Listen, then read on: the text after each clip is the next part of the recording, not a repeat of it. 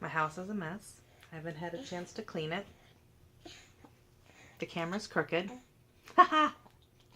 I think it's funny. My life is kind of crazy.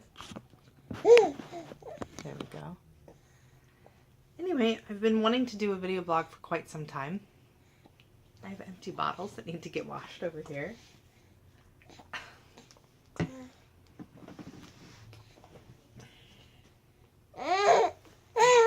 looks a little bit better.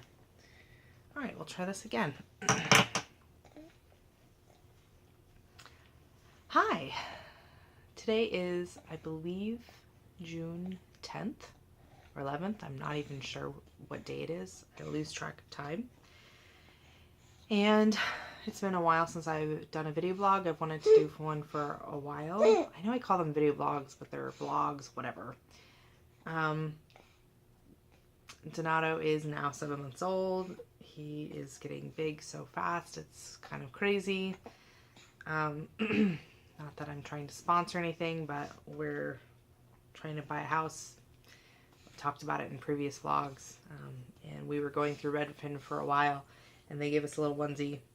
However, they they outsourced us to another agent because we are looking for alternative types of housing. For instance, we're looking at probate sales or foreclosures or property conversions or anything like that. And Redfin, I think their priority is just straight family homes. Not that we're opposed to that, because we're not opposed to that, but pretty much we're looking at any option that will get us into the housing market. Our dream would be to have a property conversion.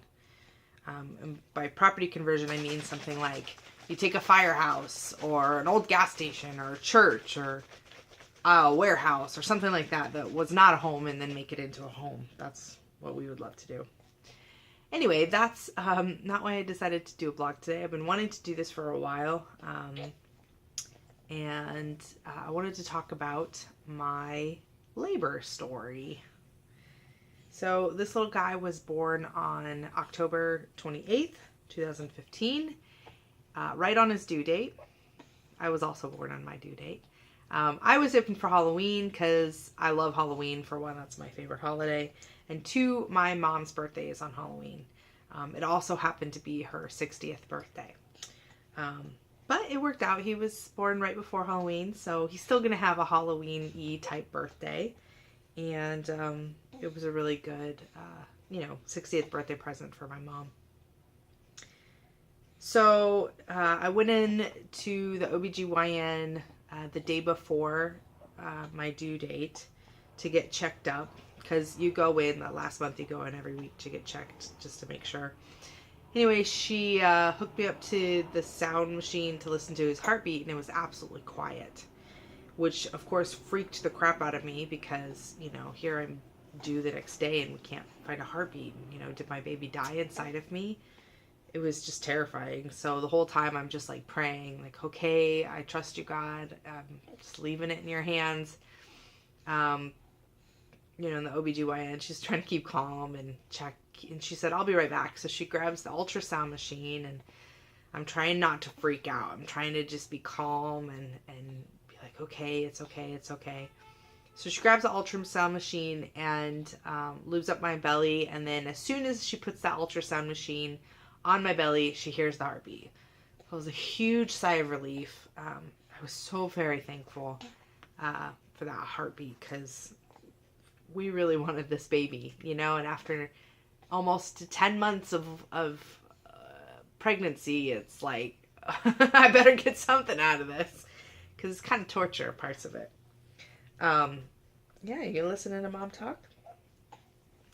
Anyway, so she's looking around, and she saw that my amniotic fluid was pretty low, actually very low, and he was a big baby, and there wasn't a whole lot of room for him to go anywhere. And actually there was no room for him to drop. He was already like at the top of my uterus all the way to the bottom of my uterus, and there was no room for movement. And she was concerned with how low the amniotic fluid was, so she told me, I want you to get induced. Now my OBGYN is right across the street from Santa Monica UCLA Hospital. And she said, I want you to go over there and get induced. And I said, okay, can I call my husband? And she's like, yeah. She didn't sound urgent. She's like, yeah, it's okay. And so I called Tom and I said, hey, we need to, I need to get induced. And I was thinking, all right, because she didn't sound very urgent. So I thought we could go home, get our stuff ready. I could get some sleep. We could both get some sleep, and then we could go in the morning and get induced. So I get off the phone with him, and I tell her that, and she's like, no, I want you to get induced today. You need to go take care of this. And I was like, oh, okay. Well, can I go home and get my stuff? Because, my bags and everything are not quite ready to go and stuff. She said, yeah. But as soon as you do that, come in. So I went and got food because I hadn't eaten that day, and I'm really glad. Well, okay, if you were going to get induced, eat before you go to the hospital. Nobody told me this, that they won't let you eat if you're going to get induced. They will not let you eat. So I was starving when I got there by the time it was in the evening. Anyway, so I had lunch. I went home. We pulled all their stuff together. By that point, it was like, we got to the hospital around 7 o'clock, and they checked me in. They knew I was coming. They checked me in, and it was so full. There was no room. It was actually a full moon that night, and from what I understand, that's very common on full moons. I don't know why the pull of the moon has an effect on women, but a lot of them go into labor on full moons. So there was no room for me, and let me backtrack a little bit. When I was still at my OBGYN, she checked me, and at that point I was 3 centimeters dilated. And she said, oh, you're already in labor. I didn't feel any pain. I was just having Braxton Hicks, which, it's pressure, but not any pain. Anyway, so they stuck me in a recovery room because there was no room for me in labor. So Tom and I just hung out in this, cold, sterile, weird room, and I just was so confused. I was like, am I gonna go into labor here? And because it was it's one big room with 4 beds in there, and just a sheet in between, and we had taken a tour of UCLA Santa Monica, and we'd looked at the rooms and stuff like that, and it was nothing like that. And I thought, I don't want my delivery to be in this open, exposed environment, everybody hearing me scream or whatever. And so we're just hanging out, and the woman comes and checks me, and sorry, do you want some more? Open. The woman comes and checks me, and I was a little bit more dilated. Oh my God, she was so rough. She was so rough. It was so painful. My OBGYN way more nice than that nurse. She actually is the one that started my labor because she was so rough with how she handled me. So by 9 o'clock I was dilated to 5 inches. And then they checked me again at midnight, and I had slowed down. And so they had a room ready for me, and they put me into the room, and then they induced me. But my OBGYN and everybody said, I was so close. I didn't need much induction to get the labor going. So I was hoping to do it without an epidural. That was my goal. And I started into labor, and it was intense, and I wasn't dying or anything, but it was getting more and more intense as it went along, and I thought, I got to a point where I thought, if it gets more intense than this, I don't know if I'm going to be able to handle it. And I didn't want to get to the point where it was just too far along, and I couldn't get an epidural, and hey buddy, you're a wiggle worm. So I finally said, okay, I want the epidural. And at that point, I'd already started active labor. Oh my God, active labor is way more painful than regular labor, especially if you don't have an epidural in. So that was interesting because, of course, the anesthesiologist isn't there right away. They have to come to you, and it takes time sometimes. And then they have to get you all set up, and And, you know, the whole time I'm like wanting to scream my brain out and in so much pain. And I just, every time I'd have a contraction, I was like, it was all I could do to move. Everything straightened up and I clenched really bad and it was painful. So what they want you to do is like lay across the bed, widthwise, not lengthwise, with your legs extended across the bed and then leaning over with your butt to the edge of the bed widthwise. And they want you to relax. Yeah, right. When you're in labor, relaxing is the last thing on your mind. Like, it's all you can do to like not go out of your mind. So I was really thankful because I had asked the nurse earlier. I said, "Well, will he do this? Will he stick that needle in my spine when I'm having a contraction?" And she said, "Oh, well, it just really all depends on the anesthesiologist." And I thought, God, is he gonna freaking paralyze me because he rams the needle into a nerve in my spine? Thankfully, this guy did not do that. He, when I was having a contraction, he asked me, "Do you want me to stop right now? Give you a break while you're having that contraction?" And so every time I had a contraction, he would stop what he was doing, let me have the contraction, and then continue on, which I was so thankful. So at that point, I'm in active labor, and the epidural's not on, and it was just really intense. It was painful. It took a few minutes for the epidural to take effect, and I'll tell you, more power to the women who can do it without, but all I could think is, why the hell did I not do this sooner? Like, that's just torture. Why am I going to put myself through that torture? Yeah. I mean, oh my God. I wish I had done it sooner. I wish I had done it sooner. But whatever. It works. Great. It helped. It worked fine. I didn't get a headache. I didn't have any side effects. It numbed both sides of I got the shakes really bad before that. So yeah, you get the shakes really bad when you're in labor because your body goes into shock. I knew that was going to happen. But it's just, you know, it's like the reality of it actually happening is crazy.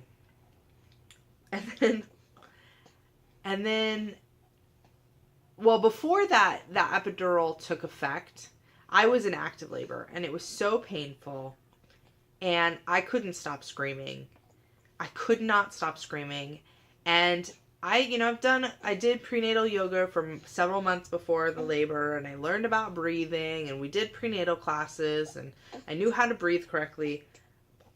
It was the last thing on my mind. There was no way I was going to be able to breathe correctly. And the nurse kept telling me to be quiet and to just breathe. And I just wanted to punch her because I thought, I can't be quiet. Like, I'm being ripped in two. And this is so insanely painful. And I just want to punch you because I can't stop screaming. Stop telling me to be quiet. And my wonderful husband, very smart man, just stood by me. He didn't tell me what to do. He just stood by me. Which was a very wise man. So eventually the epidural took effect and oh my God, it was a 9-day difference. And it wasn't very long. And then I was able to push and, well, he was coming. He was coming. And there is a point at which your body just naturally pushes, whether you try or not. It just naturally starts to contract. And at one point they told me, stop pushing. The doctor doesn't have his gloves on. And I thought, I can't not push. This body's just, it's happening. There's nothing I can do. It's just an automatic function that the body is going through. And, so it really was only like maybe 3 good pushes and he was out. And, it was a really short time. I mean, they put me in that room at 12 and he was at midnight and he was born at 4:27. Do you see yourself on the video camera? He was born at 4:27 in the morning. And so, I mean, for my first pregnancy, it went really fast. I know I've had friends who've had labor for 36 hours and it's just like nonstop and ridiculous and crazy. And I just feel really, really lucky that, Yeah, it was fast. He was ready to come out. He was 8 pounds 2 ounces, 22 inches, and he had a really short umbilical cord. So the one thing that I did want was I wanted the cord to be able to pulse and release some of that blood back into him. You know, I was hoping to wait up to 2 minutes because that's really good blood that goes back into the baby. But because the cord was so short, I think the doctor just clamped and cut it, which I was kind of bummed about. So, hi. So yeah, and that is. Oh, and then, you know, of course, I mean, I was in shock. I was completely in shock because, one, I had a blonde, blue-eyed baby. I expected blue eyes because 85% of Caucasian babies have blue eyes. I did not expect the blonde hair, which, as I'm finding out, I shouldn't have been surprised. My mom was a blonde when she was a baby. My uncle was a blonde when he was a baby, and my mother-in-law was blonde. So I guess I shouldn't have been so surprised as I was. But I was. I just did not expect this little pale, white, blonde, blue-eyed baby. Who's really good at being grumpy, even after he just ate. You should be happy, buddy. Hi. Do you see yourself on the camera? Do you see yourself on the camera?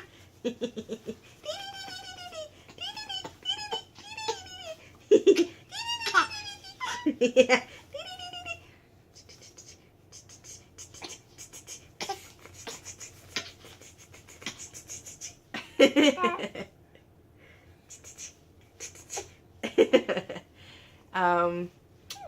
So yeah, that's my labor story. There you go. And now I have a beautiful baby boy. All right. Until next time. See you guys all later. Bye.